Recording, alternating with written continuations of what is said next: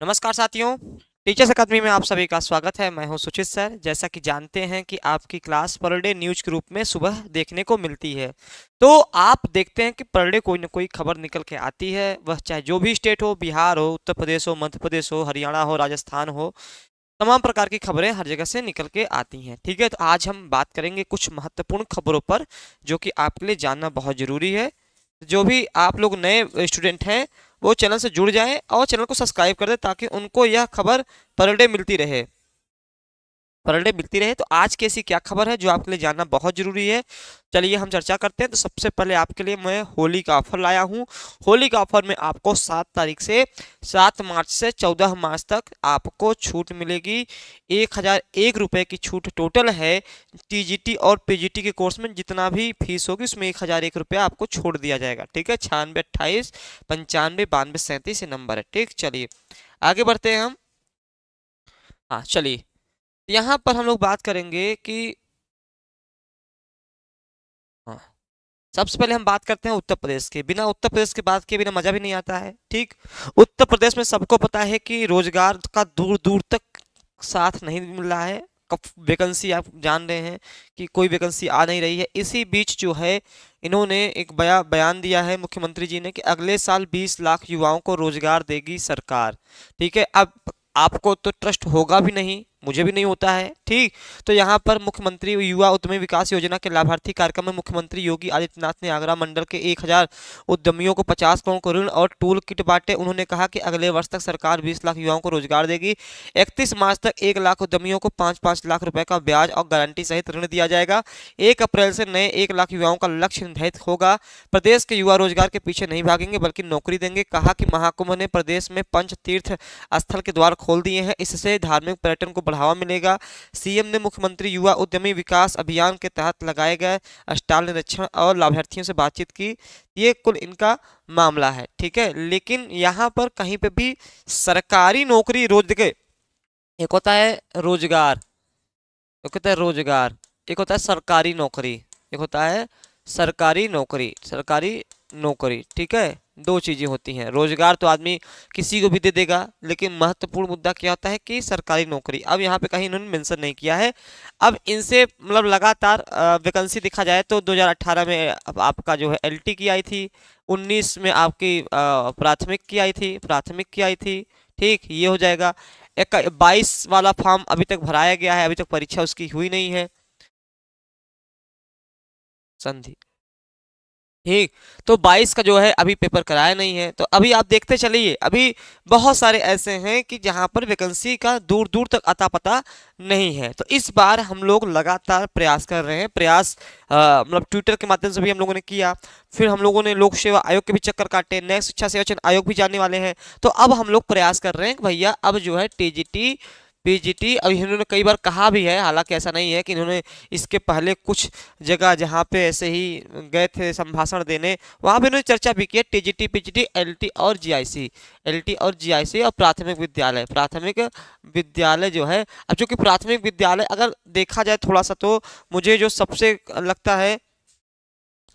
कम लगता है कि सबसे कम चांस है वो अभी प्राथमिक विद्यालय का ही लग रहा है। प्राथमिक विद्यालय में संदीप सिंह का भी बयान आप देखते हैं, बार बार एक ही बयान दे रहे हैं कि भैया अनुपात समानुपात बराबर है। हालांकि उनके कहने से कुछ होगा नहीं। ठीक है, वो कहते रहेंगे, उनको तो रटा रटाया चीज दे दी गई है। लेकिन जो सबसे ज्यादा चांस है एलटी टीजीटी जीआईसी प्रवक्ता, ये आपके 4 वैकेंसी पूरी उम्मीद है 2025 में देखने को मिलेगा। 2 महीने 3 महीने मैंने पहले बताया था कल के वीडियो में भी इस चीज को लेकर के कि 100% मिलेगा। बस प्रयास कर रहे हैं कि ये अध्याचन वाला काम कंप्लीट हो जाए ताकि आपको जल्द से जल्द इन वैकेंसियों का सामना मिल जाए। अब बाकी कुछ बच्चे जो है मतलब कि जो 2022 का फॉर्म भरे हुए हैं टीजीटी और पीजीटी का, अभी भी उस गफलत में है कि सर क्या पेपर अपने टाइम पर होगा कि नहीं होगा। तो मैं बहुत कहूँ, हाँ हाँ, ठीक, तो मैं हमेशा इस चीज़ को कहता हूँ कि वैकेंसी जो 2022 का पेपर है, जो पुरानी डेट दी गई है, मतलब जो 14-15 मई दिया गया है या 20-21 जून दिया गया है, तो आप उसी पे तैयारी करिए। अभी देखिए, अभी कोई भी ऑफिशियल न तो बयान आया है पेपर को टलने का, न ही ऐसी कोई कहते हैं ना गुप्त सूत्रों द्वारा जो एक शब्द होता है उसके द्वारा भी ऐसे कोई चीज़ पता नहीं चल पा रहा है कि अब होगा कि नहीं होगा। ठीक है, 14-15 अप्रैल वाला हाँ थोड़ा सा आज कितने तारीख होगी? 8 मार्च है, महिला विश्व महिला दिवस है, ठीक है, उनको बहुत सारी शुभकामनाएं। तो यहाँ पर जो है 8 मार्च हो गया। अब 8 मार्च और 8 अप्रैल, एक महीने आपका ये बचेगा। फिर उसके बाद मान लीजिए अभी आपके पास 40 से 45 दिन जो है असिस्टेंट प्रोफेसर को लेकर के। तो अभी असिस्टेंट प्रोफेसर में भी अभी कोई बात निकल के नहीं आ रही है कि एडमिट कार्ड कैसे जारी होगा, क्या सारी चीज़ें होंगी, अभी निकल के नहीं आ रहा है। 2 4 6 दिन में इस पे भी कुछ न कुछ निकल के आएगा।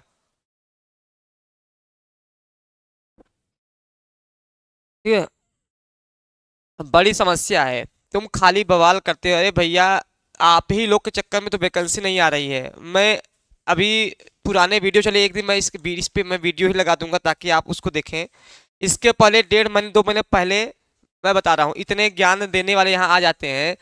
संख्या है 14 लाख, संख्या है 14 लाख फॉर्म भरने की 2022 की, ठीक है। उसके बाद कम से कम प्रयागराज में 1 लाख बच्चा तैयारी कर रहा है, गिन के 1 लाख बच्चा तैयारी कर रहा है। हम लोगों ने बकायदे ट्विटर के माध्यम से, बकायदे सोशल मीडिया के माध्यम से तैयार किया कि आप लोग को आना है। भाई साहब मैं मुझसे पूछिए ना, आए कितने थे? 200। आए कितने थे? 200। अब आप ही जैसे लोग थे जो कि ट्वीट कर रहे थे कि नहीं नहीं सरकार मनमानी कर रही है, वैकेंसी निकलना चाहिए। हम लोग सुबह से लेकर शाम तक थे, मेरे पास सारा वीडियो पड़ा हुआ है, मैंने यहाँ के वीडियो भी बनाया था इस चीज को लेकर के। 3 से 4 बार हुआ है, अध्यक्ष महोदय से मिलने भी गया था, ठीक है, सब लोग मिले थे, हमारी टीम मिली थी।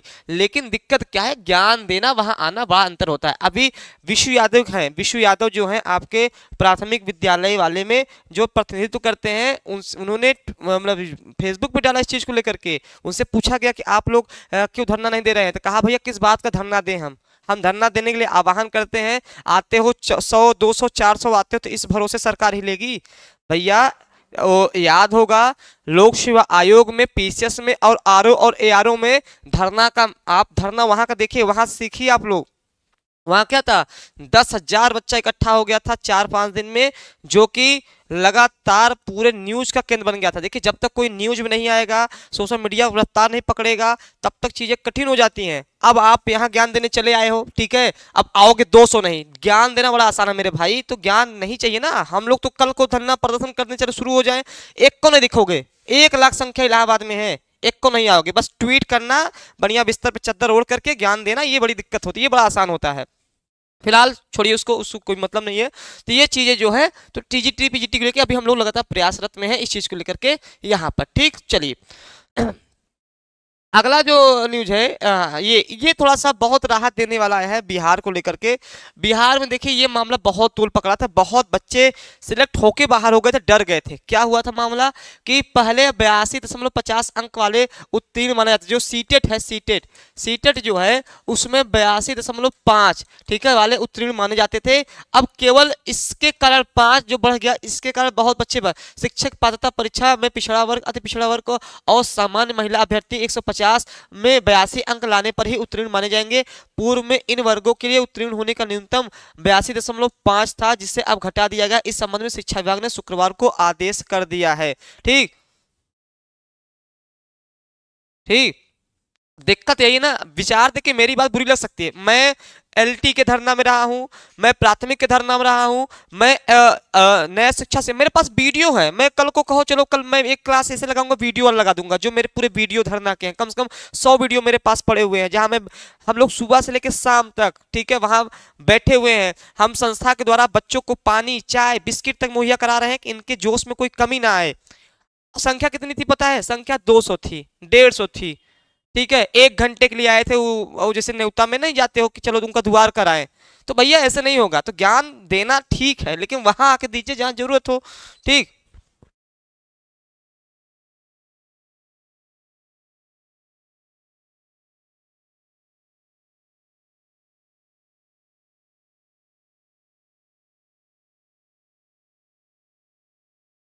ठीक है, तो इसीलिए थोड़ा सोच समझ के बोलिए कि कहाँ आप किस प्लेटफॉर्म पे बोल रहे हैं, ठीक। यहाँ पर देखिए यहाँ पर एक बहुत बड़ी राहत आ गई। बहुत बड़ी राहत किसके लिए है? बहुत बड़ी राहत है जो 82.5 की वजह से अटका हुआ था। अब 82 नंबर पर चाहे वह जर्नल हो, चाहे वह पिछड़ा हो, अब सबके लिए, महिला के लिए, महिला की बात हो रही है, महिला की हो रही है, अब 82 अंक वाले भी लिए जाएंगे। तो अब 82 जगह 82 पर ही उत्तीर्ण के जाने की बात की है। टीटी में कोई बदलाव नहीं किए गए हैं। अब ये बिहार का मामला है, ध्यान रखिएगा, बिहार का मामला है और इससे जो है बहुत सारी महिलाएं को लिए नौकरी के चांस बन गए हैं। ठीक, हाँ, ये फिर वही मुख्य मामला है कि टीटी में अब 22 अंकों के पास माने जाएंगे आरक्षित कोटि के उम्मीदवार। ठीक, और टीआरई 3 में चयनित अभ्यर्थियों को जिला आवंटन के लिए विभागीय कमेटी गठित। और एक चीज मैं और बता दूं, कल का डेट जो भैया बहुत इंपॉर्टेंट है। आप लोग 9 मार्च को हम लोग बड़ा इंतजार कर रहे हैं। क्यों इंतजार कर रहे हैं? 2 कारणों से। पहला कारण है कि नियुक्ति पत्र बटेगा, नियुक्ति पत्र बटेगा, सबसे बड़ा कारण नियुक्ति पत्र बटेगा। ठीक है, टीआरई 3 वाला। ठीक, और यहाँ पे मैं भी उम्मीद है कि सीएम जो है, सीएम चाचा नीतीश जी जो हैं, हो सकता है कुछ बड़ा ऐलान, मुझे लग रहा है, ऐसा कोई ऑफिशियल बयान नहीं आया है, बड़ा ऐलान टीआरई 4 के लिए कुछ न कुछ तो बोलेंगे, कुछ बोलेंगे टीआरई 4 के लिए। तो इसलिए कल हम लोग जो टीआरई 4 की तैयारी करने वाले हैं वो खासतौर, हालांकि हम तो आएंगे ही बताने के लिए, खासतौर इस पे मतलब निगाह गड़ाए रखें कि हाँ क्या बयान आ रहा है टीआरई 4 के लिए। हाँ, एक चीज मैं बता दूं, टीआरई 4 में अभी बहुत सारे प्रोसेस है भैया, थोड़ा टाइम अभी लगेगा। अभी मत सोचिए कि बहुत जल्दी आ जाएगा। कारण क्या है, कभी टीआरई 3 का री काउंसलिंग हो रहा है, उसमें टाइम लगेगा। फिर उसके बाद जो है, जो ट्रांसफर की प्रक्रिया चल रही है, उस पर काम लग रहा है। 2 चीजें अभी रुकी हुई हैं, एक तो रिकाउंसलिंग, उनको फीस देना, फिर दूसरी चीज जो है कि जो क्या बोलते हैं ट्रांसफर की नीति, उस पर काम करके तब जाके टीआरई 4 का मामला तैयार होगा। ठीक, हाँ, पदोन्नत के लिए अनिवार्य है टीटी। देखिए, उत्तर प्रदेश का एनसीटी के सर्वोच्च न्यायालय में दाखिल पत्र में नियुक्ति और पदोन्नत को लेकर स्थिति स्पष्ट की है।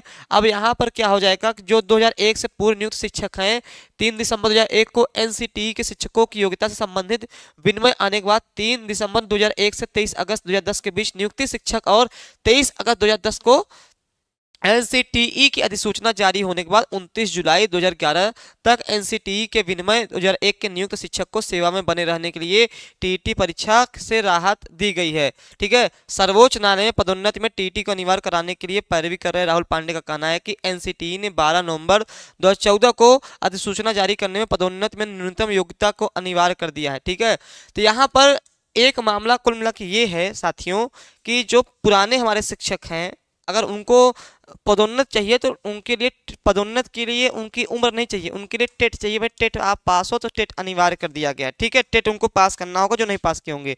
अब कहेंगे कुछ टेट आवे नहीं करता है।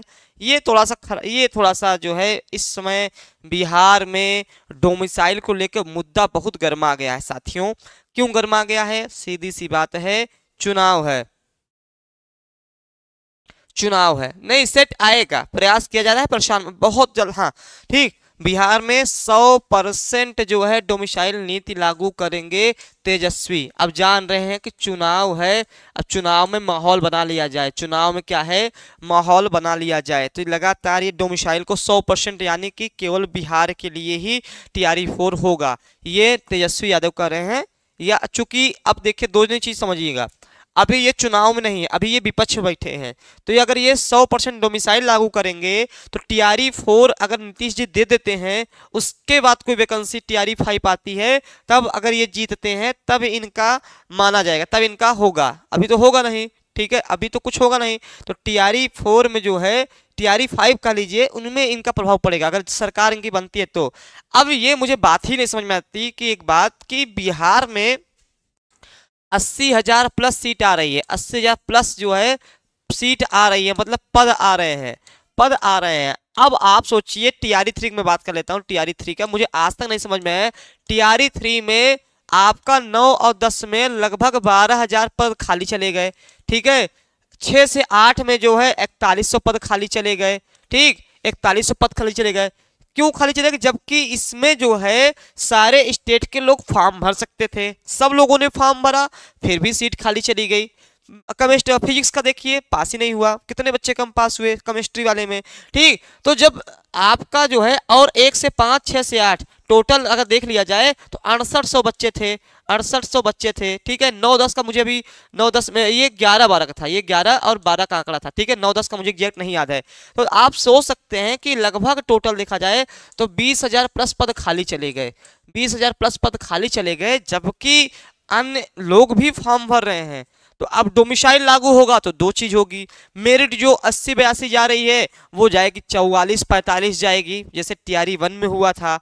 अगर इस हिसाब से देखा जाए डोमिसाइल, देखिए डोमिसाइल के मैं कभी विपक्ष में नहीं रहता कि डोमिसाइल नहीं लगना चाहिए। डोमिसाइल वहां के लिए होता है जहां पे सीटें बहुत सीमित निकले, सीटें बड़ी कम आए, वहां पे जो है आप डोमिसाइल लगाइए। हाँ, आप इन्होंने थोड़ा सा गलती सरकार से क्या हुई है जिसपे इन्होंने काम करना चाहिए था, फर्जीवाड़ा बहुत हुआ है। इस फर्जीवाड़े पे जैसे बहुत लोगों ने फर्जी वहां की आईडी बनवा ली है, फर्जी वहां का निवास बनवा लिया है, फर्जी तरीके से एंट्री ले ली है। ये मैं समझ सकता हूं कि ये सरकार की गलती है, सरकार को इस पे कड़ी कार्रवाई करनी चाहिए थी। अब पकड़े भी जा रहे हैं, पकड़ के निकाले भी जा रहे हैं, बहुत लोग पकड़े गए हैं, तो इस पे उनको लगाम लगाना चाहिए था कि कोई फर्जी वाले तरीके से उत्तर प्रदेश का हो, किसी अन्य स्टेट का हो, वह किसी तरीके से न पहुंच पाए जब तक कोई अच्छे से परीक्षा न दे ईमानदारी से। तो अब तो ये गलती उन्होंने की है। अब डोमिसाइल अब समझिए कैसे, अब एलटी आ रहा है, एलटी आ रहा है, जीआईसी आ रहा है, ठीक है, टीजीटी आ रहा है, पीजीटी आ रहा है। अब आप सोचिए टीजीटी आ रहा है, अगर अब ये उत्तर प्रदेश वाले भी कहेंगे भैया, उत्तर प्रदेश वाले भी कहेंगे भैया डोमिसाइल लागू करो भैया, हम केवल उत्तर प्रदेश का अधिकार है नौकरियों का। ठीक है, चलो ठीक है। एमपी में फॉर्म भरा जा रहा है, एमपी असिस्टेंट प्रोफेसर भी आया है, एमपी टीजीटी भी आया है। ठीक है, अब ये तो इन्होंने भी कह दिया कि नहीं भैया मुझे जो है डोमिसाइल लागू करना है, कोई अन्य नहीं भर सकता है। छत्तीसगढ़ अपना लागू कर दिए तो भैया फिर मतलब फिर सब बंद जाएंगे ना, सब बंद जाएंगे, कोई आगे बढ़ ही नहीं पाएगा।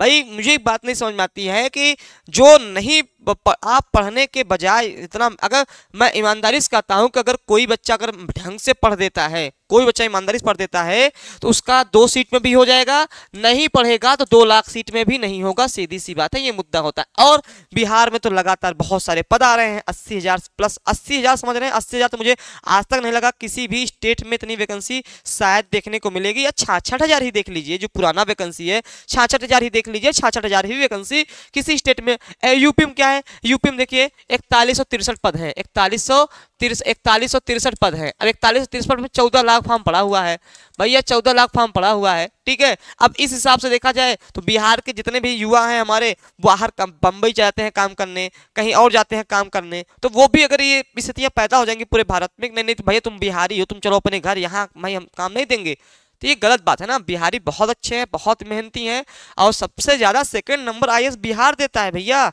सेकंड नंबर पे आईएएस सबसे ज्यादा निकलते हैं कहाँ से, बिहार से निकलते हैं भाई। इतने लागी होते हैं तभी तो इतना आईएएस निकलते हैं। तो जब आप अपने अंदर को पहचानिए ताकत को।